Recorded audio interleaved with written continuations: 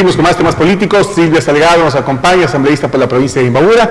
Hoy es el penúltimo día de presidencia del presidente Rafael Correa. Mañana inicia una nueva era política, nueva era en el sentido de quién lo dirige, porque claro, hay una continuidad dentro de la filosofía política de lo que ha sido los últimos 10 años. Gracias por acompañarnos y bienvenida. Primero, antes de hablar de la gestión de la asamblea, lo que se espera en esta nueva asamblea nacional, un poco de evaluación muy sucinta de lo que ha sido estos 10 años del presidente Rafael Correa y lo que va a significar esta ausencia de quien de una u otra manera, independientemente de las visiones que tenga uno u otro sector, ha sido un protagonista importante de los últimos 10 años en el país. ¿Cuál es la percepción que ustedes tienen con respecto a esta ausencia y lo que va a marcar el futuro sin Rafael Correa? Bueno, como usted indica, estamos en 8 días casi de instalada la Asamblea Nacional, en la que se ha logrado estructurarlo, están formadas las comisiones, permanentes.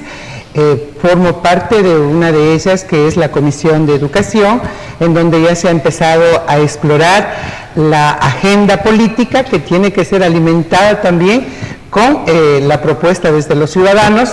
Y este miércoles, es decir, el día de mañana, la Asamblea se apresta a desarrollar su sesión especial de la transmisión del mando entre un líder que es Rafael Correa.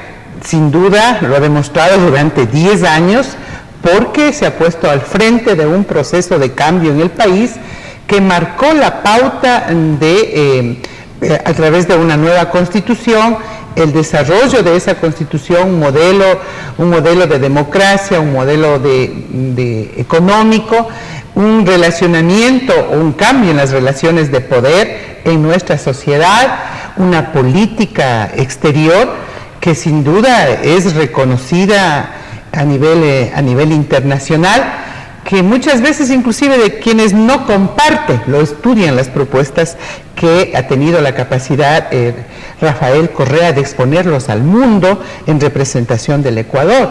En definitiva, yo creo que estos 10 años con logros importantes han sido matizados también con una propuesta de continuidad con Lenín Moreno, pero también con una propuesta de cambios en la continuidad.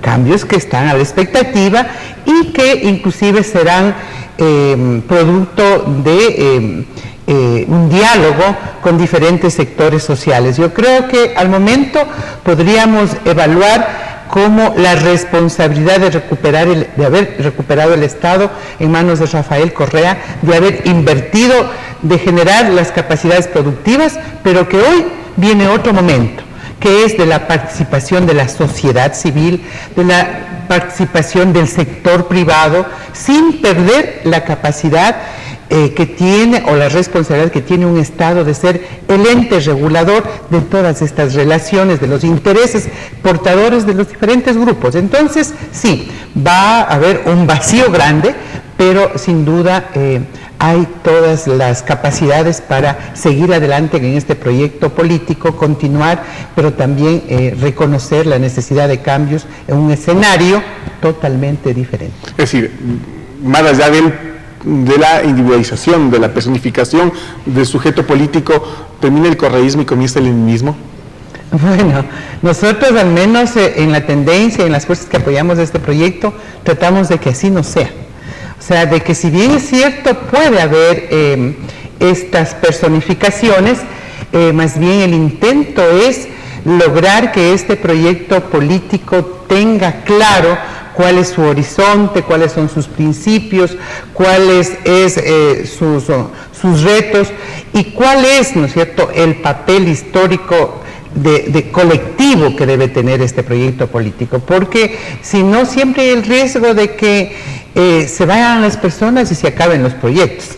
Entonces, de eso se trata, o sea, de que no sea correísmo o leninismo reemplazando al correísmo, o que no sea el correísmo que ya no está y por lo tanto un proyecto que se debilita. Entonces, ese es el gran reto también de las fuerzas políticas que hemos estado al frente, de levantar un proyecto más bien desde la sociedad con una plena conciencia y responsabilidad, desde la clase política, desde el sujeto político con una responsabilidad más colectiva, en función de ir ampliando inclusive la base de apoyo. No puede quedarse en lo que puede hacer el líder sin una base sólida, y eso es el nuevo momento, recomponer la relación social del gobierno hacia la gente y de la gente hacia el gobierno. Entonces, esos son los procesos a veces que tiene que irse construyendo, irse superando, si es que así nos entendieron, pero de todas maneras, o sea, siempre serán estos líderes referentes de estos proyectos políticos. ¿El reto ya en la Asamblea es también ser diferente a lo que fue la anterior Asamblea? Bueno, estamos precisamente empeñados en eso. En esta semana se ha explorado algunos objetivos de cambio. Por ejemplo, en el caso de educación, tenemos una agenda política, hay una propuesta política hecha desde el movimiento y los aliados respecto, por ejemplo, de la educación técnica y tecnológica. Pero hemos vivido una campaña, y en esa campaña la ciudadanía ha dicho mucho que hay que cambiar en el modelo educativo. Por lo tanto, ¿no es cierto?, a la vez que estamos a la espera del posicionamiento o de la posesión de los ministros, que son los voceros en política pública, en el tema tanto de la CENESID como el Ministerio de Educación, para que marquen la agenda de gobierno, que inclusive va a determinar que algunas leyes se modifiquen. Sin embargo de eso, nosotros conocemos, por ejemplo, que hay problemas en el ingreso a las universidades. Cerca de 180,000 estudiantes que, habiendo aprobado el examen EMES, han dejado de ocupar los cupos que les provee las universidades. Y asimismo, hay más de 140,000 cupos que las universidades ofertan y la gente no accede, o no les gusta, o no prefieren esos cupos. Entonces, hay problemas en cuanto, ¿no es cierto?, a esta nueva redistribución, hablemos así, territorial del modelo educativo, de los distritos, de los circuitos. Entonces, necesitamos realmente poner a la educación como parte de ese aporte al desarrollo productivo. ¿Y en la Asamblea cómo lo van a hacer? Bueno, primero tenemos, o sea, la obligación de recoger esta propuesta del gobierno, que es respecto a las 40 universidades técnicas y tecnológicas, pero también al mismo tiempo vamos a convocar a todos los actores, en este caso los maestros, los estudiantes, las autoridades educativas a todos los niveles, y con ellos construir una agenda legislativa que ya tenga este ingrediente ciudadano. Haremos lo que nos corresponde, o sea, reformar las leyes en las partes que sean necesarias. Pero también ¿Una reforma de la Ley de Educación Superior o una nueva Ley de Educación Superior? Bueno, en mesa encontramos una reforma a la Ley de Educación Superior, que estamos pidiendo al CAL que se suspenda hasta incorporar estos nuevos elementos que están ahí y que hay que dar solución. Mire, no podemos entender de otra manera sino que las universidades, la academia se vincula al tema productivo. Las universidades no deberían quedarse en el tema de proveer estudiantes o profesionales con un título.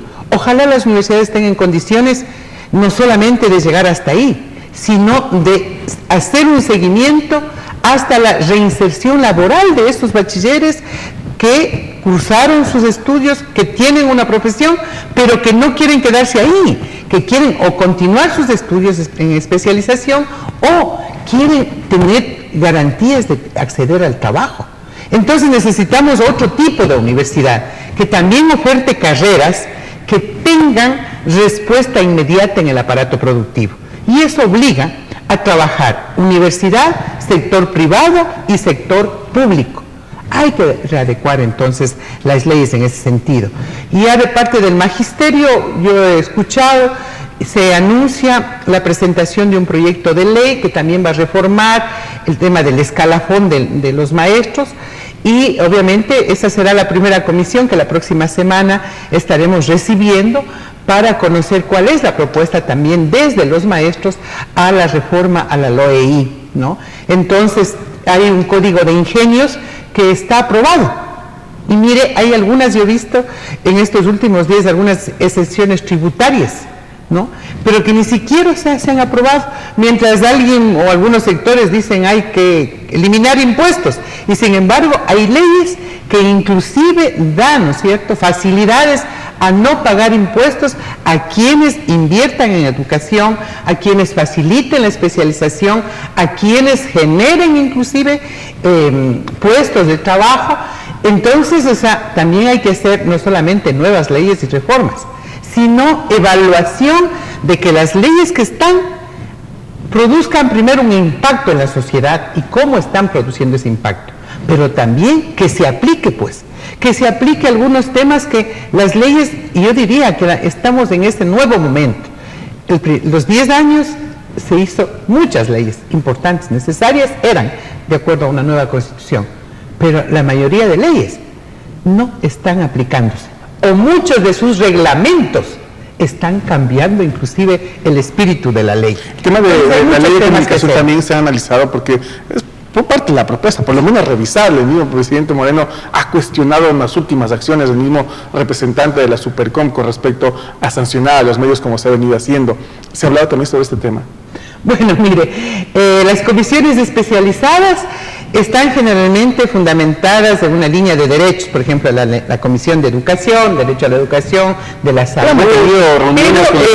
Sí, no hay una comisión así muy específica que se pueda decir. Recordemos que para la construcción de la ley se conformó una comisión especial. No lo trató ninguna comisión permanente. Sin embargo, en el ambiente del análisis político está presente esto de la reforma a la ley. Y ya se ha producido un debate ciudadano. Lo importante es que ese debate se profundice y tengamos claro de que si hay alguna reforma a la ley, tiene que ser para mejorarla. Porque lo que sí estábamos al interior del bloque claros es de que no se podría eliminar. No es justo haber avanzado en tener un derecho ciudadano, ¿no?, respecto a la comunicación y a todos sus actores de la comunicación, y eliminarlo, una ley como se escucha, pero sí hay que mejorarlo, sí hay que evaluar, o sea, la aplicación de esa ley, los reglamentos, la institucionalidad creada, está cumpliendo sus objetivos. Entonces, si es que hay que mejorarlo, seremos los primeros. Es más, recoger también de todos esos actores. Entonces va a ser un proceso que el presidente de la Asamblea se ha comprometido en recorrer todas las provincias para incluir estos temas, o sea, que no están en agenda en comisiones permanentes, pero que pueden hacerse a través de comisiones especiales. Finalmente, ¿y qué va a pasar con el pedido del presidente de la República de revisar la normativa que rige a el tema de las pensiones alimenticias? Bueno, es un tema que ya está en debate y que a propósito invitamos a la ciudadanía a pronunciarse. Es hora de un diálogo franco sobre esto.